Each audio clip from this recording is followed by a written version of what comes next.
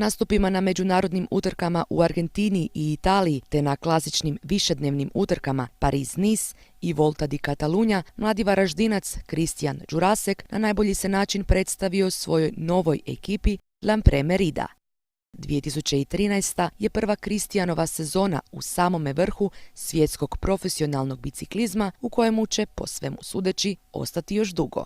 Nakon prvog dijela sezone, Kristijan se nakratko odmorio u Hrvatskoj, a mi smo iskoristili priliku i postavili mu nekoliko pitanja. Kakvi su dosadašnji dojmovi u novoj ekipi? Pa za sad sve najbolje. Ekipa je na vrhunskoj razini, stvarno organizacija, sve prema ovim prošlim ekipama je velika razlika i za sad je sve ok, sve super. To su sve profesionalci koji rade svoj posao isto kao i ja i njima sam već više manje svima prijatelji, prihvatili su me super.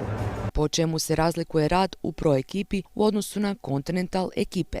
Razlikuje se u tome da pro ekipa može startati sve utrke najvišeg nivoa koje manje ekipe ne mogu startati, osim određenih.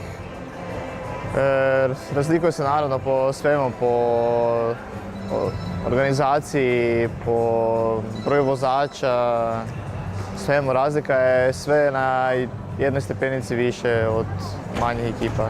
Kako ste zadovoljni dosadašnjim rezultatima u 2013. Pa dosadašnjim rezultatima mogu reći nešto srednje. Nije sam zadovoljan, ja sam razočaran. Dosta sam morao pomagati ove prve utrke ekipi, što je normalno.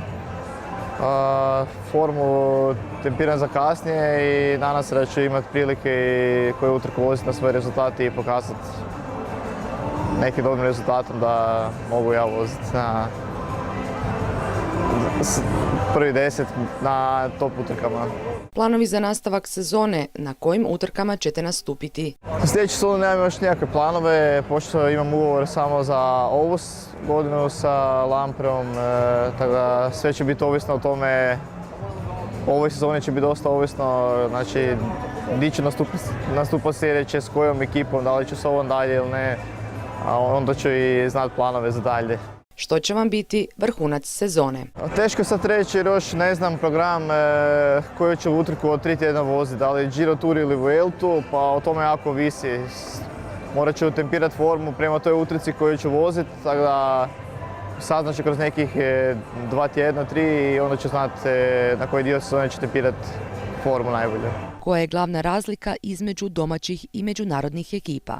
Pa kod nas je to sve na visokoj razini. Moja prošla ekipa Adria je na jako visokoj razini što se tiče i organizacije i profesionalizma i svega. Samo da je tu više ljudi, normalno i više zna, više ljudi se bavi s nama, to je jedina razlika, ali jedna ekipa kao Adria je već na jako visokoj razini što se svega tiče profesionalnosti, organizacije, do svega, baš svega je na visokoj razini. Samo da je razlika da tamo ima, ne znam, u Adriji je jedan mehaničar, kod nas ih je 5. Isto u Adriji je jedan maser ili 2, kod nas ih je, ne znam, opet 5. I u tome je razlika, da je sve na puno je veće sve. Nema, recimo, naša ekipa ima 27 vozača, u nekoj manjoj ekipi je 10 vozača. To su razlike najveće i razlika najveća je to da možemo voziti trke najvišeg ranga, što manja ekipa ne može. I za kraj, u čemu je tajna dosadašnjeg uspjeha? Pa nema tajne, tajna je upornost rad koji je u svakom drugom sportu, naravno s nešto sportske sreće, ali bez rezultata na ovaj najviši nivo je nemoguće doći.